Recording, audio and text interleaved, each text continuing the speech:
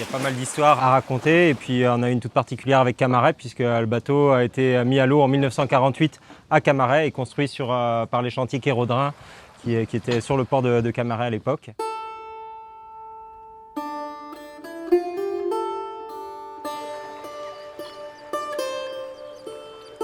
Des bateaux comme celui-ci, là on est sorti plusieurs, de Camaret notamment. C'était son premier travail, c'était un sablier, donc un cargo à la voile. Et ces bateaux étaient construits après-guerre puisqu'ils servaient du sable pour la reconstruction de Brest et des alentours à l'époque. Son premier patron, donc celui qui l'a fait faire, il habitait dans un aber un tout petit peu plus au nord d'ici qui s'appelle l'Aber-Île-d'Ut, d'où son nom Fleur de Lampol, puisque en face de l'île d'Ut, il y a une ville qui s'appelle Lampol-Ploarzel. Donc ces bateaux-là, ils partaient avec la marée descendante de Brest ou de Camaret. Ils allaient volontairement s'échouer sur les bancs de sable qu'il y a autour de Molène. Quand à marée basse, le bateau s'échouait, il venait légèrement se poser sur un de ses flancs. On débordait complètement cette partie ici, là, la baume. Et au bout de cette baume, il y avait ce qu'on appelle un crapaud, donc un godet en fait, comme il y a au bout d'un tractopelle. Toute la partie surélevée ici était complètement ouverte et la coque du bateau était entièrement vide, c'était une cale de charge. Le bateau à vide, il fait 120 tonnes et on chargeait 100 tonnes de sable à bord. Quand il y avait les 100 tonnes de sable, le bateau il s'enfonçait d'1,50 m en plus et donc le pont est relativement rond, comme ça l'eau pouvait courir d'un côté à l'autre quand les gabarits avaient bien travaillé. Puis assez rapidement, dans les années 50, il y a eu de plus en plus de bateaux moteurs qui ont été construits avec des capacités d'accueil bien plus importantes et puis des temps de livraison plus courts. Ce qui a fait que ces bateaux-là, ils ont dû se trouver un autre business pour travailler. Donc il s'est mis à faire du transport de fruits et légumes à la voile. Donc tout ce que la Bretagne pouvait fournir, il le livrait sur les îles de la mer d'Iroise, donc Saint, Molène, Ouessant, et puis aussi sur les Anglo-Normandes et le sud d'Angleterre. Et puis quand le premier propriétaire s'est arrêté de travailler, il a, comme beaucoup, mis son bateau au fond d'un aber, dans un cimetière à bateaux.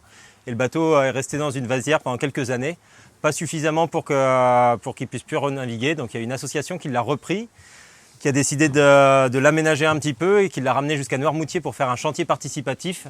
À Noirmoutier, ils ont arrêté de charger du sable et ils l'ont transformé en bibliothèque itinérante. Donc cette fois-ci, ils ont chargé plus de 15 000 livres à bord et ils ont proposé un service de bibliothèque donc de Noirmoutier jusqu'à la Normandie, donc en s'arrêtant dans tous les petits bleds pour proposer un service de prêt de livres. Suite à ça, il y a une deuxième association qui a racheté le bateau et qui l'a aménagé cette fois-ci un peu plus pour faire de la croisière. Et donc là, ils ont embarqué des enfants à bord et ils sont partis pour faire un tour du monde pendant plus de 10 ans. À la rencontre des peuples, ils s'arrêtaient sur tous les différents continents et puis ils essayaient d'aller le plus reculé possible pour aller découvrir un peu comment ces cultures vivaient, donc pour la chasse, pour la pêche et puis aussi pour l'agriculture. Tout ça, ça passait à l'époque sur France 5. Moi, c'est comme ça que j'ai découvert le bateau dans les années 90, enfin la Fleur de Lampol dans les années 90. Et puis les enfants faisaient aussi des petits livres qui étaient vendus à l'époque. Dans les années 2000, le bateau il a été racheté par la Fondation Hulot. Et c'est devenu le bateau ambassadeur de la fondation La Nature et l'Homme. Et donc cette fois-ci, c'est devenu un navire océanographique. Donc on a chargé des instruments de mesure, des ordinateurs. Et donc le bateau a navigué en Méditerranée, en Atlantique et puis en Manche aussi, pour faire du comptage de cétacés notamment, mais aussi des études de courants marins. Sous Hulot, le bateau il a eu une chance incroyable puisqu'il a été restauré à 70%. Donc on est obligé de garder 30% d'origine puisque le bateau est classé monument historique depuis les années 80. Et donc l'obligation c'est d'avoir au moins encore 30% d'origine. Donc on a un morceau de quille et quelques varangues, des parties qui ont très rarement vu l'eau de mer, les parties intérieures et du squelette du bateau. Donc il aura fallu plus de 2 millions d'euros pour reconstruire le bateau et 300 mètres cubes de chaînes pour le reconstruire comme à l'identique.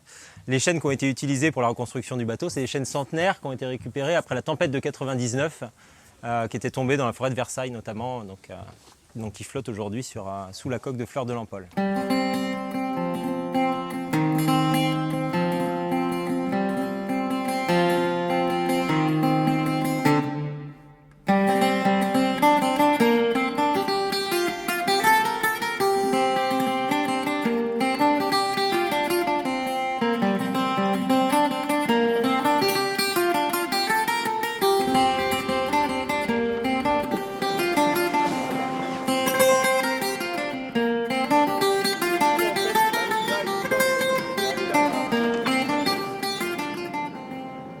Puis Hulot a arrêté son association en 2010 et a décidé de revendre son bateau au chantier naval qu'il avait restauré.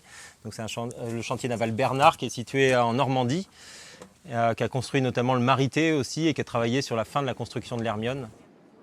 Moi, ça fait 7 ans avec ma femme et ma fille qu'on est à bord du bateau. Pas pour ma fille encore, mais et que je suis capitaine du bateau. Et cette année, avec un associé, on a racheté le bateau.